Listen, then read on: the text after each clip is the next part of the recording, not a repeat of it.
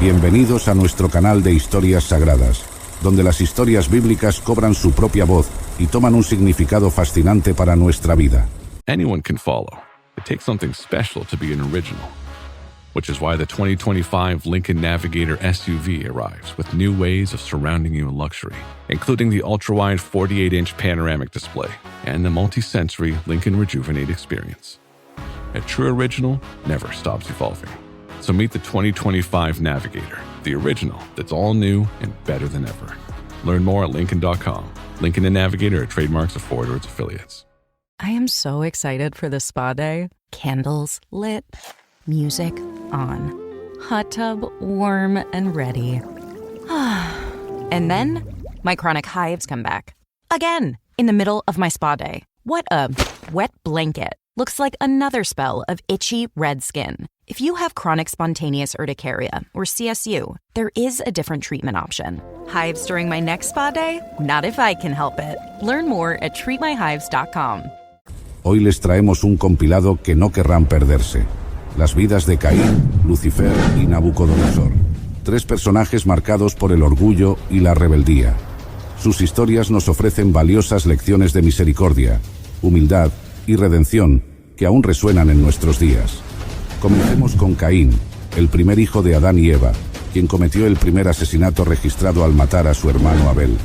En Génesis descubrimos cómo la envidia y el orgullo pueden tener consecuencias devastadoras, pero también aprendemos sobre la misericordia de Dios, quien protegió a Caín a pesar de su pecado. Luego, exploremos el enigma de Lucifer, el ángel caído conocido como el portador de luz. Su historia en Isaías y Ezequiel nos advierte sobre los peligros del orgullo extremo y la desobediencia, subrayando la importancia de la humildad y la posibilidad de redención para aquellos que buscan a Dios con un corazón arrepentido. Finalmente, conozcamos a Nabucodonosor, el poderoso rey de Babilonia. Su historia en el libro de Daniel muestra cómo la soberbia puede llevar a la humillación. Nabucodonosor fue reducido a vivir como una bestia hasta que reconoció la grandeza de Dios, demostrando que el reconocimiento de nuestros errores puede llevar a una restauración completa y a una relación más profunda con Dios. Este compilado no solo te llevará a través de algunas de las historias más intrigantes de la Biblia, sino que también te invitará a reflexionar sobre tus propias actitudes. Examina cada detalle y evalúate a ti mismo. No te pierdas ni un momento de este emocionante viaje y descubre las poderosas lecciones y los asombrosos detalles de estas historias eternas. Te aseguramos que querrás ver este compilado hasta el final.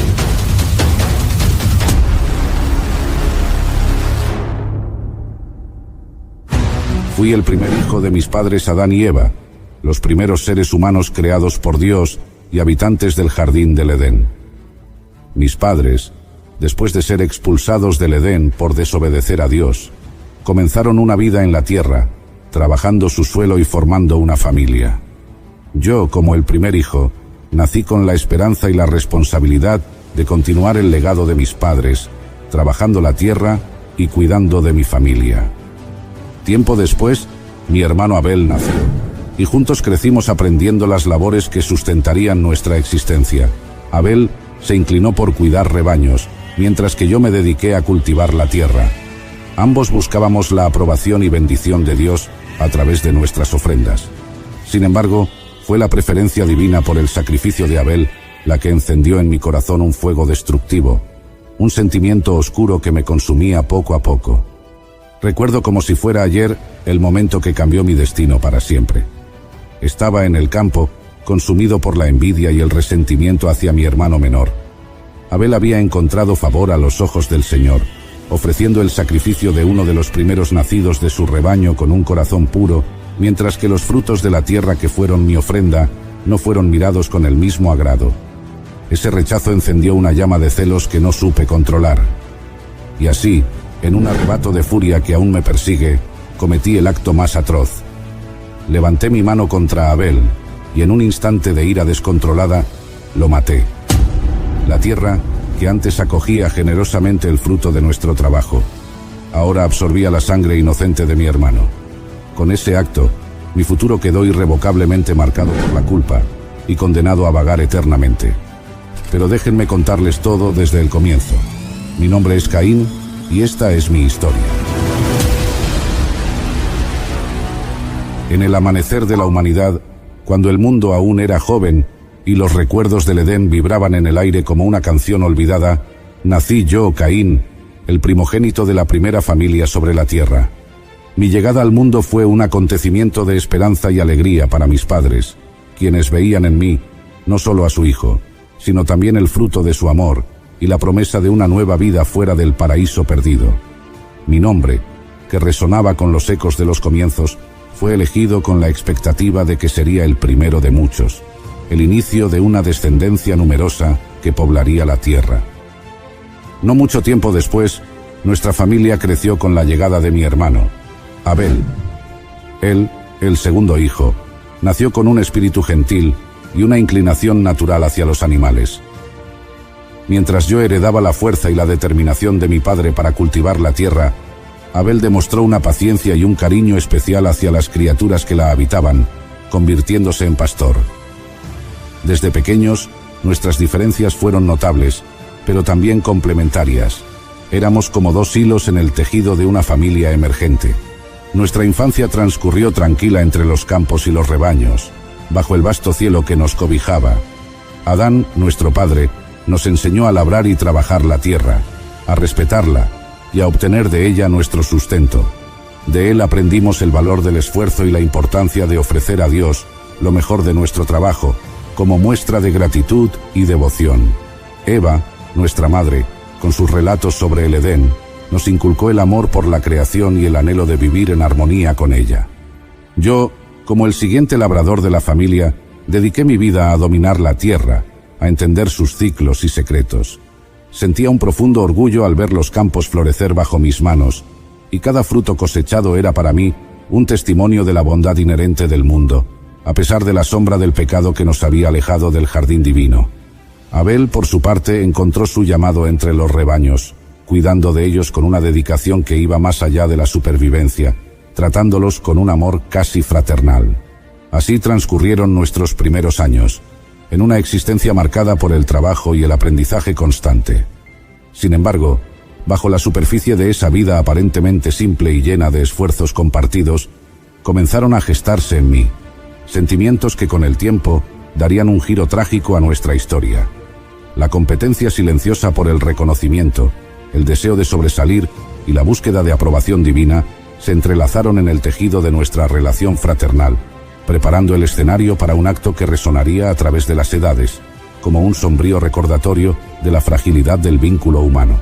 Con el transcurso del tiempo, aquel sentimiento de rivalidad sutil que había crecido entre Abel y yo, halló su expresión en un acto de devoción que cada uno esperaba fuera agradable a los ojos del Señor. Llegó el momento de presentar nuestras ofrendas, una práctica que nos había sido enseñada como un medio para honrar a Dios y mostrar nuestra gratitud por su provisión constante. Yo, lleno de orgullo por el fruto de mi labor en los campos, seleccioné con cuidado parte de la cosecha que había cultivado. Estas eran las primicias de mi trabajo, el resultado de días soleados y lluviosos, de amaneceres tempranos y atardeceres tardíos. Con esta ofrenda, esperaba no solo demostrar mi habilidad y dedicación, sino también ganarme el favor divino. Abel, por su parte, se preparó para su propia ofrenda. Él escogió de entre su rebaño, pero no cualquier animal. Abel ofreció los primogénitos de sus ovejas, aquellos de la mejor calidad y sin defecto alguno. Su elección no fue meramente práctica, sino que estaba imbuida de un profundo sentido de sacrificio y reverencia. Abel no se limitó a seleccionar, ofreció lo mejor, lo más preciado, como gesto de su completa devoción y fe en el Creador. Al observar a Abel preparar su ofrenda con tal cuidado y humildad, un torbellino de emociones empezó a agitarse en mi interior. Aunque en el fondo de mi ser había una voz que me instaba a reconocer la pureza y sinceridad de su gesto, no pude evitar sentirme superado por una sombra de duda y resentimiento. Mi mente comenzó a llenarse de preguntas inquietantes sobre el valor de mi propia ofrenda. Sobre mí, valía ante los ojos de Dios. La comparación silenciosa entre la cosecha en mis manos y los primogénitos de Abel se convirtió en un espejo que reflejaba mis inseguridades más profundas. Este momento, destinado a ser una expresión de fe y agradecimiento, se transformó para mí en un campo de batalla interno, donde mis deseos de aprobación y reconocimiento luchaban contra un creciente sentimiento de inferioridad. La preparación de nuestras ofrendas, tan diferente en espíritu y en forma, no solo marcó la divergencia en nuestros caminos de devoción, sino que también encendió en mi corazón la chispa de un conflicto que se extendería mucho más allá de lo que yo podría haber imaginado.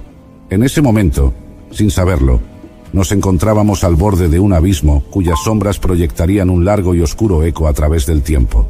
A medida que presentamos nuestras ofrendas ante el Señor, el aire parecía cargado de expectativa, como si el mismo cielo contuviera la respiración ante el acto de devoción de dos hermanos.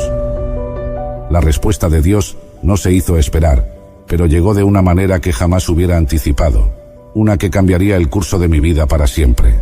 El Señor miró con favor la ofrenda de Abel. Su sacrificio, que fueron los primogénitos de su rebaño, fue aceptado con una señal divina de aprobación, que resonó más allá de las palabras. La sinceridad y la pureza de su corazón, reflejadas en su acto de dar lo mejor de sí sin reservas, encontraron eco en el corazón de Dios. Abel, con una mirada humilde y agradecida, recibió la bendición divina, una confirmación palpable de que su ofrenda había sido recibida con agrado. En cambio, mi ofrenda, a pesar de ser el fruto de mi esfuerzo y dedicación, no fue mirada de la misma manera. La ausencia de una señal divina de aceptación fue como un golpe directo a mi orgullo y a mi ser. Las preguntas que habían asediado mi mente antes de la ofrenda ahora retumbaban con más fuerza, cargadas de un nuevo peso. ¿Por qué no era mi ofrenda suficiente? ¿Qué había en el sacrificio de Abel que le hacía merecedor de la aprobación divina y no el mío? La reacción del Señor no solo profundizó la brecha entre Abel y yo, sino que también sembró en mi corazón la semilla de una amargura que pronto crecería fuera de control. Sentí cómo la envidia y el resentimiento se apoderaban de mí, oscureciendo mi juicio y envenenando mi alma. Fue entonces cuando el Señor, en su infinita sabiduría y misericordia, se acercó a mí con un mensaje de advertencia y esperanza. Me preguntó por qué estaba enojado y por qué mi rostro estaba abatido. En sus palabras había una invitación a reflexionar, a comprender que el ofrecimiento de una ofrenda no era simplemente un acto de dar algo externo, sino una expresión del estado del corazón. Dios me hizo ver que si hacía lo correcto, sería aceptado, pero si no lo hacía, el pecado estaba a la puerta, acechándome como una bestia lista para devorar. Me advirtió que debía dominarlo, que estaba en mi poder elegir un camino diferente, uno de rectitud y armonía. Pero en aquel momento, cegado por el orgullo y la ira, no pude o no quise entender la profundidad de su mensaje. La posibilidad de redención se ofrecía ante mí, pero mi corazón ya estaba demasiado lejos, perdido en la oscuridad de mis propios sentimientos turbios. La advertencia divina, en lugar de guiar mis pasos hacia la luz, se convirtió en el último empujón hacia un abismo del cual no habría retorno. Consumido por la envidia y el resentimiento que se habían apoderado de mí tras la ofrenda, permití que estos sentimientos oscuros dictaran mis acciones, llevándome por un camino del cual no podría regresar. A pesar de la advertencia divina, mi corazón se endureció, y en lugar de buscar la redención y el perdón, elegí el camino de la ira y la venganza. Este camino me llevó a cometer el acto más infame, un momento que quedaría marcado para siempre en la historia de la humanidad. En mi tormento llamé a Abel. Lo invité a salir al campo, lejos de los ojos de nuestros padres, lejos de cualquier testigo que pudiera haber intervenido o detenido lo que estaba a punto de suceder. Abel, confiando en mí como su hermano, no tuvo razón para sospechar de mis intenciones. Él me siguió, probablemente esperando compartir un momento de trabajo o incluso de reconciliación. Pero en aquel campo, lejos de cualquier mirada, mi corazón reveló por completo toda su oscuridad y bajeza.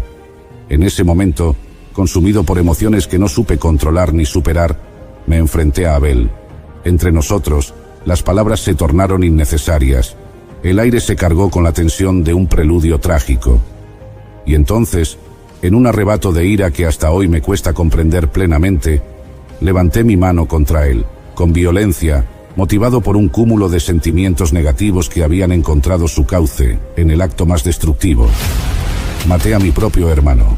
El golpe no solo acabó con la vida de Abel, sino que también selló mi destino. La tierra, que había sido testigo mudo de nuestra infancia y de nuestros esfuerzos, ahora absorbía la sangre inocente de mi hermano, marcándome como el primer asesino de la historia, el perpetrador del primer homicidio de la humanidad. En ese instante, el peso de mi acción cayó sobre mí con una fuerza devastadora. La magnitud de mi pecado, el horror de haberle quitado la vida a mi propio hermano, comenzó a hacerse real. Pero ya era demasiado tarde. Ya la acción estaba hecha, y con ella, el curso de mi vida y de la humanidad estaba irrevocablemente alterado. En mi intento por superar el rechazo y la envidia, había trazado una línea que nunca podría borrarse, inaugurando una era de violencia y sufrimiento que resonaría a través de las generaciones. Después de cometer el acto irremediable contra Abel, el silencio del campo se tornó ensordecedor, un testimonio mudo del horror que acababa de desplegarse bajo el cielo abierto. La tierra, que antes me había dado sustento y vida, ahora se convertía en el lecho final para mi hermano, absorbiendo su sangre como un oscuro recordatorio de mi acción. No pasó mucho tiempo antes de que el Señor me llamara, preguntando por Abel. ¿Dónde está Abel, tu hermano? Su voz, aunque tranquila, llevaba el peso de un conocimiento profundo, como si las mismas vibraciones del aire le hubieran contado la historia de lo ocurrido. En un intento desesperado por ocultar mi culpa y quizás engañarme a mí mismo sobre la magnitud de mis acciones, respondí con una pregunta que resonaría a lo largo de los siglos por su descaro e insolencia. ¿Soy yo acaso el guardián de mi hermano? La respuesta del Señor no se hizo esperar, penetrando la niebla de mi negación con la claridad de la verdad divina. Me confrontó con las consecuencias de mi acto, diciéndome que la sangre de Abel clamaba desde la tierra, un grito silencioso por justicia que ascendía hasta él. En ese momento me di cuenta de que no había escape posible, ni físico ni espiritual, de lo que había hecho. El vínculo de sangre que unía a Abel y a mí en vida, ahora se convertía en el testimonio eterno de mi traición. La sentencia divina fue pronunciada. Estaría marcado y alejado, un fugitivo y vagabundo en la tierra que había sido mi hogar. La tierra, que había abierto su boca para recibir la sangre de Abel, ya no me ofrecería su fuerza. Trabajarla sería en vano, pues se volvería contra mí, una maldición viva de mi acción. Y aunque el Señor puso sobre mí una marca, asegurando que nadie me mataría en venganza, esta marca no era menos una condena, recordándome eternamente mi crimen y separándome de la presencia divina. Con el corazón pesado por la culpa y el alma atormentada por el castigo, me alejé de la presencia del Señor, dejando atrás no solo a mi familia, sino también cualquier esperanza de redención en esta vida. Fundé una ciudad, un intento vano de construir algo perdurable en medio de mi desolación, y aunque mi linaje continuaría, la marca de mi pecado se transmitiría a través de las generaciones, un eco sombrío de la primera violencia fraternal. Este fue el legado que dejé, una historia de advertencias sobre los peligros del resentimiento y la envidia, y el precio devastador de permitir que tales sentimientos guíen nuestras acciones. Aunque mi nombre seguirá siendo sinónimo de asesinato, mi historia es también un llamado a la reflexión y al arrepentimiento, una oportunidad para que tú que la escuchas elijas un camino diferente, un camino marcado por el amor y la responsabilidad hacia sus hermanos y hermanas en la vasta familia humana. Apreciados oyentes, mi vida, aunque marcada por decisiones que trajeron consecuencias dolorosas, ofrece lecciones vitales que pueden aplicarse a las de ustedes. Les insto a mirar más allá de mi error, hacia la misericordia y la redención que Dios ofrece. Aprender de mi historia significa reconocer el profundo daño que la envidia, el resentimiento y la falta de perdón pueden causar no solo a otros, sino también a uno mismo. Es un llamado a ser conscientes de que somos, en efecto, guardianes de nuestros hermanos y hermanas, llamados a amar, proteger y edificar en lugar de destruir. En su misericordia infinita, Dios les ofrece a cada uno de ustedes la oportunidad de comenzar de nuevo, siendo libres de las cadenas del pasado. Que mi historia los inspire a vivir una vida que refleje el amor, la compasión y la misericordia que Jesucristo nos enseñó, transformando cada corazón y cada relación según los principios del reino de Dios. Desde tiempos inmemoriales, fui una creación magnífica del cielo, un ser de esplendor inigualable y poder formidable. Creado para reflejar la perfección, mis alas irradiaban luz y mi sabiduría y belleza eran excepcionales. A medida que el tiempo avanzaba, mi posición como uno de los querubines protectores me otorgaba acceso a los más profundos secretos y la santidad del Altísimo. Sin embargo, mi cercanía al trono divino alimentó un orgullo tóxico dentro de mí.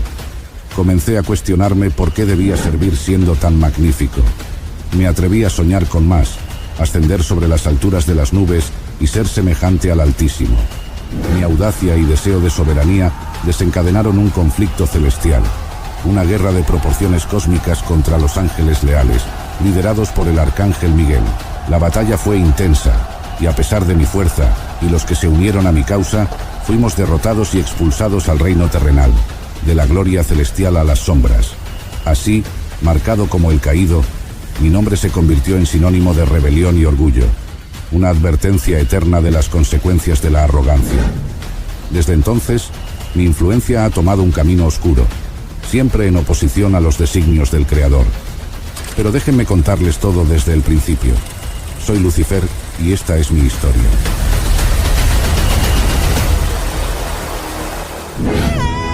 Desde el principio de todo, fui concebido como una manifestación del esplendor celestial, un ser de luz y majestuosidad llamado Lucifer. Destacado entre los ángeles por mi belleza y sabiduría, brillaba intensamente en los cielos, reflejando la gloria de mi Creador. Mi función era sublime. Como portador de luz, estaba destinado a iluminar los rincones más oscuros de la creación con la pureza y la verdad de Dios.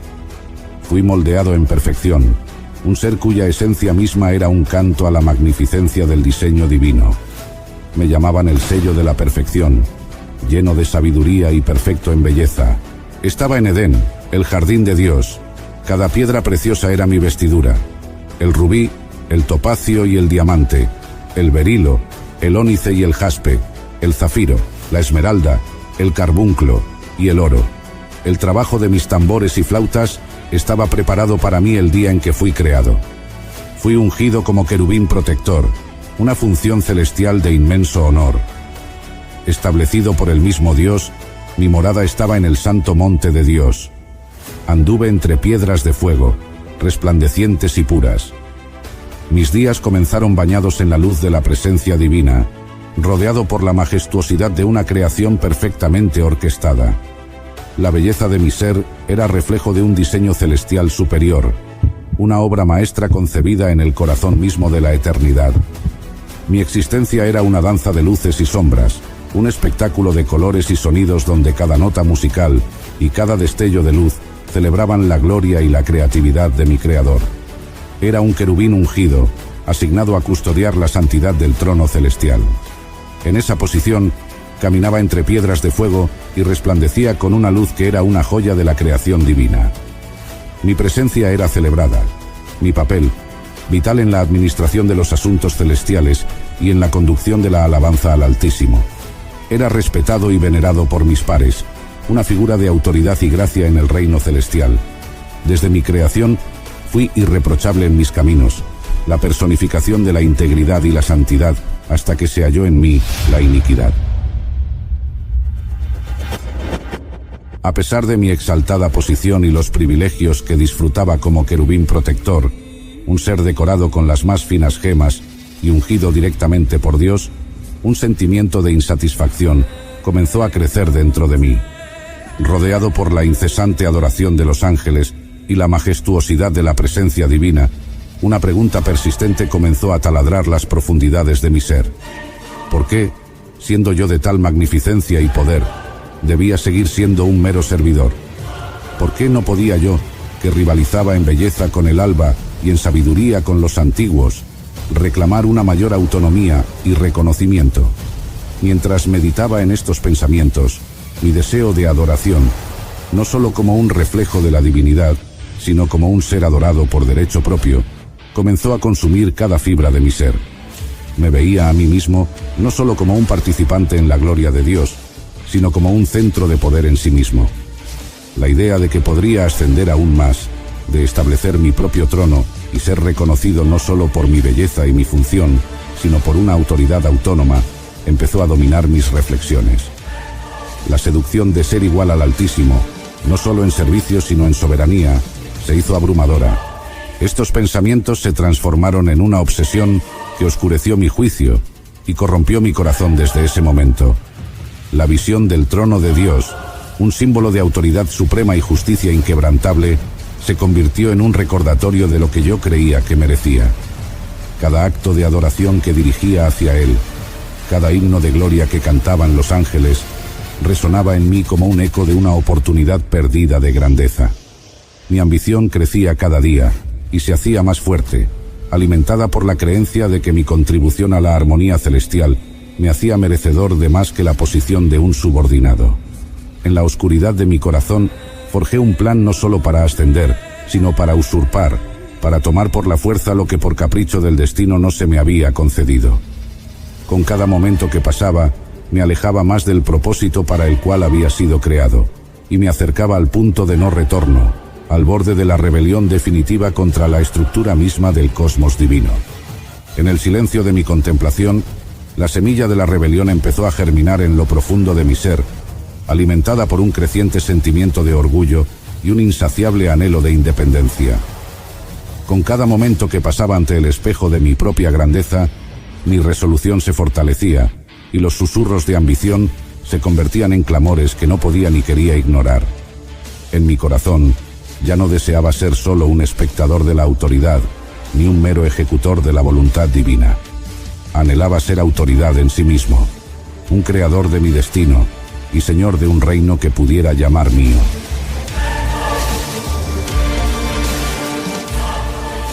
Con una audacia que desafiaba los límites de mi posición asignada, formulé un plan para elevarme sobre mi condición actual. Mi mente, una vez consagrada a la sabiduría y la adoración, ahora se ocupaba de estrategias y tácticas. Subiré al cielo, me prometí con una determinación inquebrantable, dejando que la visión de mi ascenso llenara mi imaginación. Levantaré mi trono más alto que las estrellas de Dios. Continué, visualizando un trono majestuoso que superaría en gloria a todos los que se encontraban en la corte celestial. Me sentaré en el monte del testimonio, en los confines del norte, el lugar reservado para el propio Dios, un sitio de poder inigualable y santidad pura. Y seré semejante al Altísimo, concluí, con la visión de igualarme no solo en poder, sino en adoración y honor. Estas palabras, cargadas de una profunda ambición y un desafío abierto a la estructura celestial establecida, no eran meras fantasías. Eran un manifiesto de mi rebelión, un anuncio de guerra contra el orden divino. Con cada repetición de mi voto, las fuerzas de la discordia se reunían a mi alrededor, atraídas por la promesa de cambio y la posibilidad de un nuevo reino gobernado por nosotros, no por aquellos destinados desde la eternidad. Este audaz pronunciamiento marcó el inicio de una caída irrevocable, un precipicio desde el cual no había retorno. Los eventos que desencadené resonarían a través de la eternidad, alterando el curso de la historia celestial y terrenal, forjando un legado de conflicto y confrontación que perduraría a través de los siglos. Así comenzó la gran división, un cisma que dividiría el cielo y dejaría cicatrices en la tierra, en los corazones de innumerables generaciones por venir. Mi declaración resonó como un trueno a través de los vastos reinos celestiales, un desafío tan audaz que perturbó la eterna armonía del cielo. No fue solo una rebelión contra un mandato, sino contra la esencia misma del orden cósmico establecido por Dios. En los corazones de muchos de mis compañeros ángeles, las semillas de la disensión encontraron tierra fértil, y lo que comenzó como una sola voz de desafío se multiplicó en un coro ensordecedor de acuerdo y apoyo. Ángeles, quienes una vez habían servido con devoción inquebrantable, ahora veían en mí no solo a un líder, sino a un visionario que podría llevarlos a una nueva era de autonomía y poder. Con cada ángel que se unía a mi causa, mi resolución se fortalecía.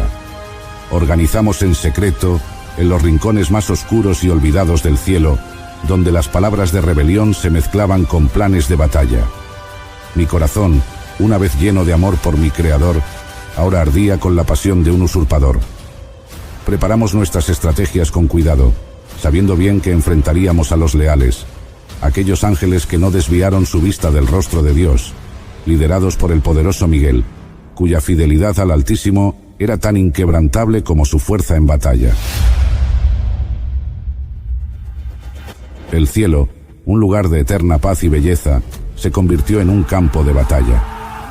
La guerra estalló con una ferocidad que nunca había sido vista en las alturas sagradas. La luz chocaba contra la luz.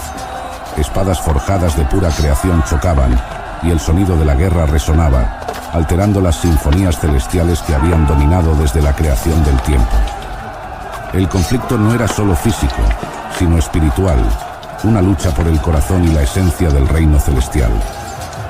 Las consecuencias de nuestra rebelión fueron devastadoras. A medida que la batalla se inclinaba en nuestra contra, la realidad de nuestra traición se hizo más clara. Nos enfrentamos no solo al poder de los ángeles leales, sino también a la irrevocable justicia de Dios. En el clímax de nuestra insurrección, enfrentamos la derrota definitiva.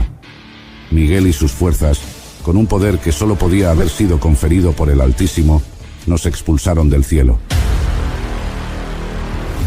Fuimos arrojados, caídos de la gracia y el esplendor,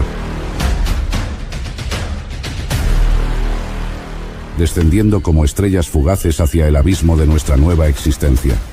La caída fue un tormento más allá de la comprensión física, una agonía espiritual y emocional que penetró cada fibra de nuestro ser.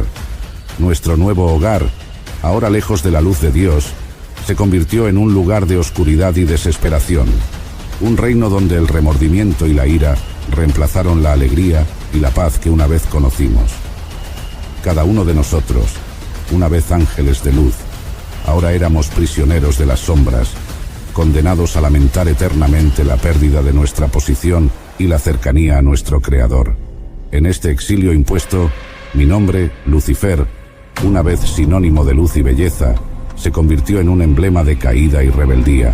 Mi legado, eternamente manchado por la decisión de alcanzar más allá de lo concedido, sirve como un recordatorio sombrío de que incluso los más altos y más brillantes pueden caer de las alturas más gloriosas. A través de los siglos he observado los destinos de los mortales, siempre con la certeza de que mi historia y mi caída no son solo una tragedia personal, sino una lección universal sobre los peligros del orgullo y la ambición desmedida. En las profundidades de mi exilio, envuelto en las sombras de lo que alguna vez fue un ser celestial, la reflexión se convirtió en mi constante compañera. El eco de la guerra celestial aún resonaba en mi ser, un recordatorio constante de la batalla que habíamos librado y perdido.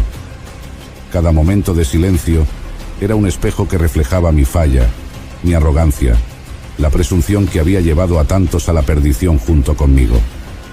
A pesar de todo, una chispa de desafío persistía. Una llama, aunque disminuida, nunca completamente extinguida. No podía resignarme a mi suerte sin buscar algún propósito, alguna forma de redefinir mi existencia más allá de la derrota y la desolación. En este nuevo reino, un dominio forjado de penumbra y remordimiento, me convertí en algo diferente. La luz que una vez fui se transformó, mutando en una figura de astucia y manipulación. Si no podía ser el soberano del cielo, entonces encontraría mi reino entre los mortales, influenciando desde las sombras, tejiendo la tela de los destinos humanos con hilos de tentación y prueba. Observaba la creación de Dios, esos seres de barro y espíritu, y en ellos veía tanto la imagen de la inocencia como la oportunidad para la intriga. Su vulnerabilidad al error y al deseo resonaba con mi propio fallo, y me movía no solo a manipular, sino en cierto modo a conectar con ellos en su lucha perpetua entre la gracia y la caída. Empecé a moverme entre ellos, no como un destructor, sino como un provocador de elecciones. Ofrecía opciones, susurraba posibilidades, presentaba desafíos que revelaban las grietas en cada alma humana. Cada decisión que influenciaba, cada camino que desviaba, se convertía en una partitura en la sinfonía de mi venganza contra el cielo, una manera de probar que incluso las creaciones favoritas de Dios no eran inmunes a la corrupción y la caída. En cada acto de maldad humana, en cada momento de debilidad y pecado, encontraba una amarga satisfacción, una confirmación de que no estaba solo en mi imperfección. Con el tiempo, mi nombre se convirtió en sinónimo de rebelión y maldad, una figura temida y vilipendiada, tanto en el cielo como en la tierra. Sin embargo, este papel que había adoptado era también una forma de prisión, un papel que me encerraba tanto como me empoderaba. La libertad que había buscado a través de mi rebelión se reveló como una forma más profunda de esclavitud a mi propia naturaleza caída y a los ciclos interminables de manipulación y desafío. A pesar de todo, en los momentos más tranquilos, cuando el peso de los milenios se asienta sobre mí como una losa, reflexiono sobre el verdadero costo de mi orgullo y mi caída. ¿Valió la pena? Después de todo, las sombras de lo que podríamos haber sido, de lo que yo podría haber seguido siendo, si hubiera escogido un camino diferente, me persiguen con más fuerza que cualquier reprimenda celestial. Y en esos momentos de introspección, la figura del Creador, no como un adversario sino como el origen de toda existencia, resurge con una claridad que no puedo negar ni desafiar, dejando un rastro de tristeza y una pregunta eterna sobre lo que se perdió y lo que aún podría redimirse. Y es así como a lo largo de las eras, mi historia ha sido contada y recordada, un testimonio del precio del orgullo y la rebeldía. Desde mi caída, he sido una figura de advertencia, un espejo de los peligros inherentes a desafiar el orden establecido y buscar una grandeza no otorgada. Sin embargo, incluso en las profundidades de la desolación y el error, se pueden extraer lecciones vitales, tanto para los seres celestiales como para los mortales. Desde mi nueva perspectiva caída, he observado a la humanidad luchar con sus propios demonios, enfrentar tentaciones similares a las que yo sucumbí.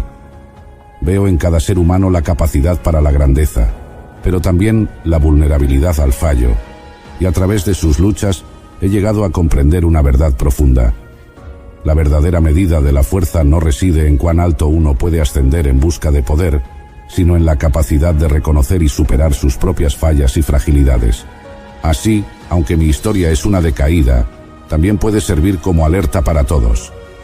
No es en la exaltación de uno mismo donde encontramos nuestra verdadera estatura, sino en la humildad y el reconocimiento de nuestra dependencia de algo mayor que nosotros mismos.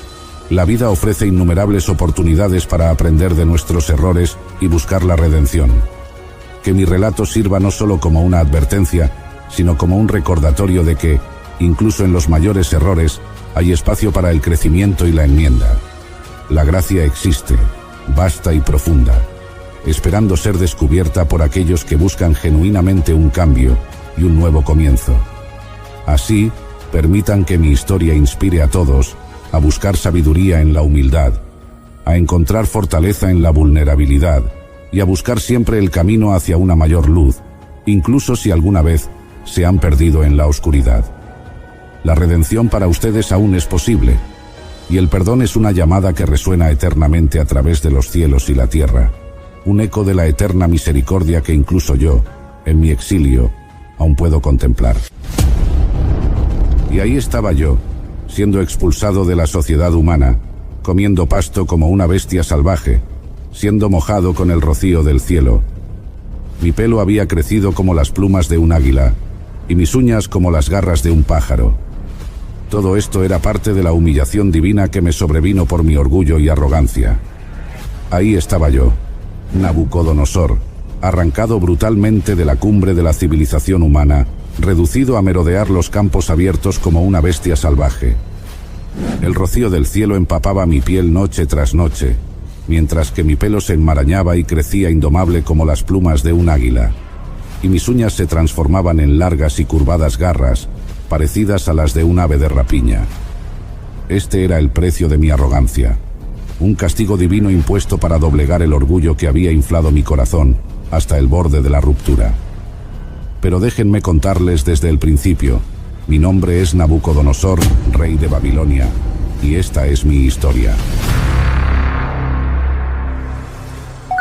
En aquel tiempo, yo, Nabucodonosor, dominaba sobre Babilonia con una fuerza y una astucia que hacían temblar a todas las naciones conocidas. Mi imperio se extendía vasto y poderoso, y mi gloria era insuperable en el mundo antiguo. Había desarrollado una práctica estratégica que no solo aseguraba nuestra superioridad militar, sino que también enriquecía nuestra sociedad con los mejores talentos de las naciones conquistadas. Habíamos conquistado el reino de Judá, una nación que, a pesar de su pequeño tamaño, era rica en sabiduría y fe. Tras la conquista, decidí llevar a cabo mi costumbre, seleccionar a los más prometedores entre los jóvenes cautivos, aquellos de noble cuna, sin defecto físico, dotados de sabiduría, bien informados, perspicaces e idóneos para servir en el palacio real. Entre ellos se encontraban Daniel, Ananías, Misael y Azarías. Vi en estos jóvenes un potencial excepcional para contribuir a la grandeza de Babilonia. Ordené que se les enseñara la lengua y la literatura de los caldeos y que se les alimentara con la misma comida y vino que se servía en mi mesa. Era mi intención integrarlos completamente en la cultura babilónica, preparándolos para servir en mi corte. Este método no solo aseguraba que los más capaces se sintieran parte de nuestro imperio, sino que también convertía a estos jóvenes en puentes entre Babilonia y sus tierras natales, asegurando así una lealtad duradera y mitigando el riesgo de rebeliones. Sin embargo, ellos, por su fidelidad a sus prácticas religiosas, solicitaron ser eximidos de consumir nuestra comida y vino. El jefe de mis eunucos, responsable directo de ellos, fue quien inicialmente escuchó su solicitud. Preocupado por las posibles consecuencias que esto podría acarrear, ya que si su salud se deterioraba podría ser considerado responsable ante mí y enfrentar severos castigos, incluida la muerte, el jefe de los eunucos dudó en concederles este permiso. Fue entonces que Daniel propuso un acuerdo, un ensayo de 10 días, durante los cuales solo consumirían vegetales y agua. El jefe de los eunucos, consciente del riesgo pero movido por la convicción de estos jóvenes, accedió a la prueba, esperando que no atrajera mi ira si los resultados no eran satisfactorios. Al final de los 10 días, el resultado fue sorprendente. Daniel y sus amigos lucían más saludables y vigorosos que los demás jóvenes que se alimentaban de la dieta real. Este resultado alivió al jefe de los eunucos y aseguró a los jóvenes judíos la continuación de su dieta especial. Al término de su formación, cuando me presentaron a todos los jóvenes para evaluar su aprendizaje y sabiduría, quedé impresionado por la inteligencia y el discernimiento de Daniel y sus compañeros. En todos los asuntos de sabiduría e inteligencia, encontré que eran 10 veces mejores que todos los magos y astrólogos que había en mi reino. Por lo tanto, fueron nombrados en posiciones prominentes dentro de mi corte, y su Dios se hizo conocer aún en el corazón de mi imperio babilónico. En el segundo año de mi reinado, yo, Nabucodonosor, fui perturbado por un sueño que me inquietó profundamente. A diferencia de simplemente olvidar el contenido del sueño, estaba completamente consciente de su significado profundo y decidí poner a prueba a los sabios de Babilonia. Convoqué a magos, astrólogos, encantadores y caldeos y les planteé un desafío sin precedentes. No solo debían interpretar el sueño, sino que también debían decirme qué había soñado. Mi intención era asegurarme de la autenticidad y precisión de la interpretación, pues solo si podían revelar el sueño en sí, confiaría en que su interpretación era verdadera. Los sabios se encontraron ante una tarea imposible, ya que tal demanda nunca se había hecho antes. Su incapacidad para cumplir con mi pedido me llevó a la ira, y ordené la ejecución de todos los sabios de Babilonia por su aparente incompetencia. Al enterarse de este decreto, Daniel solicitó tiempo al capitán de la Guardia Real, prometiéndole que podría cumplir con la tarea. Se le concedió tiempo, y él, junto con sus amigos, oraron a su Dios por misericordia y revelación del misterio. Durante la noche, el misterio del sueño fue revelado a Daniel en una visión. Cuando Daniel fue traído ante mí, empezó por aclarar que ningún sabio, astrólogo o mago podría haber revelado este secreto, pero que había un Dios en el cielo capaz de revelar misterios. Daniel procedió a describir mi sueño y a interpretarlo con precisión. Describió la estatua imponente y brillante, con una cabeza de oro, el pecho y los brazos de plata, el vientre y los muslos de bronce, y las piernas y los pies con una mezcla de hierro y barro cocido. Al final del sueño, una piedra, no cortada por manos humanas, destruía la estatua y se convertía en una montaña que llenaba toda la tierra. Explicó que la estatua representaba varios reinos comenzando con el mío, simbolizado por la cabeza de oro. Los reinos sucesivos serían inferiores hasta que, finalmente, Dios establecería un reino eterno que nunca sería destruido. Impresionado y convencido de la autenticidad del don divino de Daniel, Caí postrado ante él y ordené que le ofrecieran ofrendas e incienso. Reconocí públicamente la grandeza del Dios de Daniel, elevándolo a posiciones de alto rango en mi reino y designando a sus amigos sobre los asuntos de la provincia de Babilonia. A través de este evento, quedó claro que el Dios de Daniel era un revelador de misterios y señor de reyes, un poder supremo que incluso yo, Nabucodonosor, debía reconocer y respetar. En aquel tiempo decidí, Nabucodonosor, construir una estatua monumental de oro puro. Esta estatua se erigió en la llanura de Dura, en la provincia de Babilonia, y medía 27 metros de altura y 2.7 metros de ancho. Era un símbolo de la autoridad y el poder que mi reino ostentaba sobre todas las naciones y pueblos que habían caído bajo mi dominio. Convocados a la ceremonia de dedicación estaban todos los oficiales de alto rango del imperio, sátrapas, prefectos, gobernadores, consejeros, tesoreros, jueces, magistrados y todos los gobernadores de las provincias. Un heraldo proclamó que al oír el son de la bocina, de la flauta, del tamboril, del arpa, del salterio, de la zampoña y de todo instrumento de música, os postréis y adoréis la estatua de oro que el rey Nabucodonosor ha levantado. Y cualquiera que no se postre y adore, inmediatamente será echado dentro de un horno de fuego ardiendo. Por lo cual, al oír todos los pueblos el son de la bocina, de la flauta, del tamboril, del arpa, del salterio, de la zampoña y de todo instrumento de música, todos los pueblos, naciones y lenguas se postraron y adoraron la estatua de oro que el rey Nabucodonosor había levantado. Sin embargo, 3 jóvenes judíos, Sadrac, Mesac y Abednego, que ocupaban cargos administrativos en Babilonia, decidieron no cumplir con el mandato. Al enterarme de su desobediencia por la acusación de algunos caldeos, mi ira se encendió. Los hice traer ante mí y les ofrecí una última oportunidad para rendir culto a la estatua, desafiándolos sobre qué Dios podría liberarlos de mi mano. Ellos respondieron con determinación que su Dios era capaz de rescatarlos del horno de fuego, y que incluso si no lo hacía, no adorarían la imagen que había levantado. Enfurecido por su intransigencia, ordené que se calentara el horno 7 veces más de lo usual, y mandé a los soldados más fuertes de mi ejército que ataran a los jóvenes y los arrojaran dentro. El horno estaba tan caliente que las llamas mataron a estos soldados mientras ejecutaban la orden. A pesar de la intensidad del fuego, ocurrió un milagro. Vi 4 hombres libres y sin ataduras caminando dentro del horno, sin sufrir daño alguno, y la apariencia del cuarto era como la de un hijo de los dioses. Asombrado, me acerqué al horno y llamé a Sadrac, Mesac y Abednego para que salieran. Al salir, todos los presentes pudieron ver que el fuego no había tenido ningún poder sobre sus cuerpos. No había rastro de quemaduras en ellos, ni sus cabellos estaban chamuscados, ni sus ropas alteradas, ni siquiera olían a fuego. Esto me llevó a proclamar la grandeza de su Dios, quien había enviado a su ángel para librar a sus siervos que, confiando en él, desafiaron la orden del rey y estuvieron dispuestos a morir antes que servir o adorar a cualquier dios, excepto al suyo.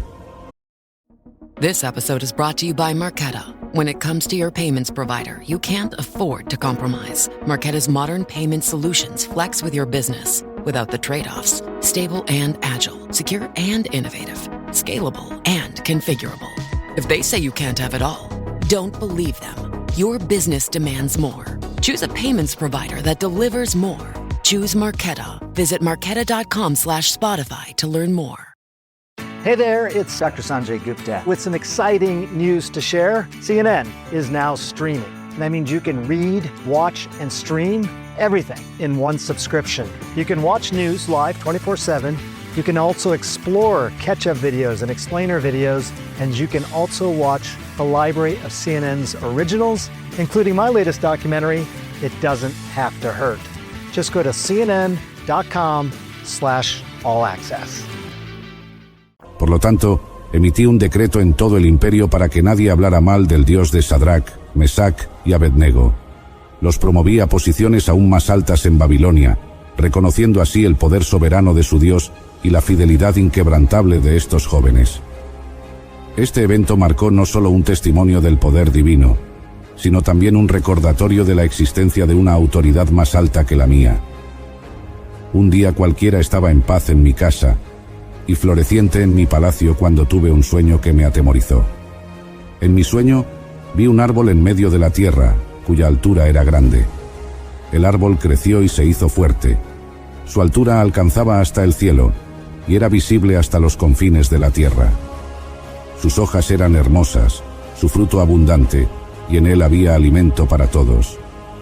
Las bestias del campo hallaban sombra bajo él, y las aves del cielo moraban en sus ramas, y todo ser viviente se alimentaba de él.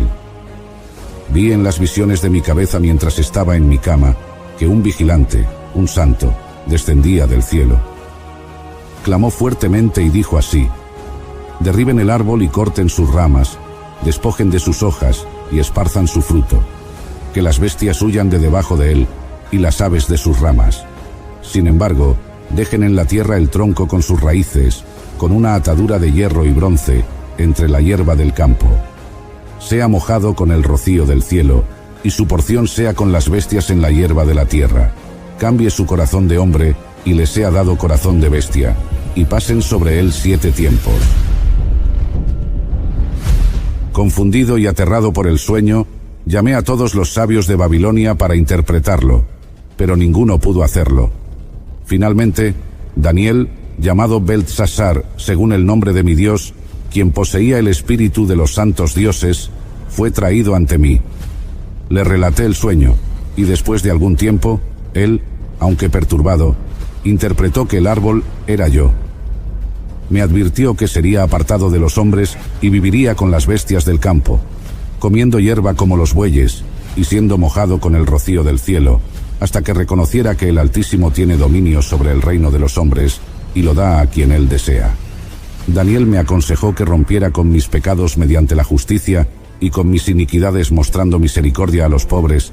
Tal vez así mi prosperidad sería prolongada. Sin embargo, no tomé en serio la advertencia.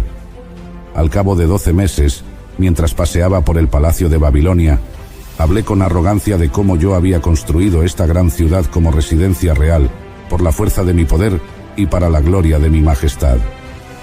Justo en el momento en que mi orgullo alcanzaba su cenit, cuando me regodeaba ante la majestuosidad de Babilonia y proclamaba cómo la había construido con mi propio poder para mi propia gloria, una voz penetrante y sobrenatural cayó del cielo. La voz declaró firmemente que el decreto divino sobre mí se había cumplido. Este momento fue un punto de inflexión dramático, marcando el inicio de una humillación profunda y transformadora. Fui expulsado de entre los hombres, no por un ejército enemigo, ni por una revuelta interna, sino por la voluntad del Altísimo. Mi estado cambió radicalmente. De reinar en un palacio a vagar desorientado en los campos abiertos. Comencé a comer hierba como los bueyes, un acto que simbolizaba mi caída completa de la gracia y la dignidad humanas. Mi mente se había oscurecido, y mi raciocinio humano fue reemplazado por el instinto primitivo de una bestia. Mientras vivía entre las bestias del campo, mi cuerpo era constantemente mojado con el rocío del cielo, dejándome expuesto a los elementos de la naturaleza, sin el menor asomo de confort real que antes daba por sentado. Día tras día, mi apariencia se transformó hasta que ya no reflejaba la de un rey, sino la de una criatura salvaje. Mis cabellos crecieron largos y desordenados, comparables a las plumas de un águila, un símbolo de cómo lo salvaje había reemplazado la civilización en mi ser. Mis uñas se endurecieron y se alargaron como las garras de las aves, una manifestación física de mi total degradación a un estado animal. Este periodo de mi vida no fue solo una transformación física, sino una profunda lección espiritual y mental.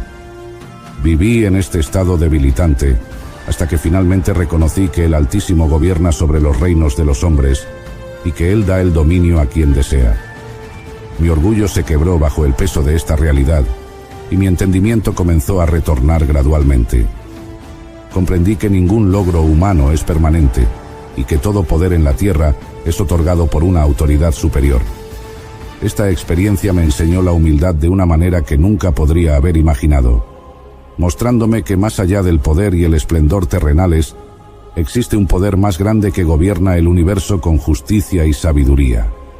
Al final de este duro periodo, cuando mi razón fue restaurada, volví a mi reino transformado, no solo en mente, sino en espíritu, dispuesto a gobernar con un nuevo respeto por la soberanía divina y una comprensión más profunda de mi propia fragilidad y la gracia de Dios.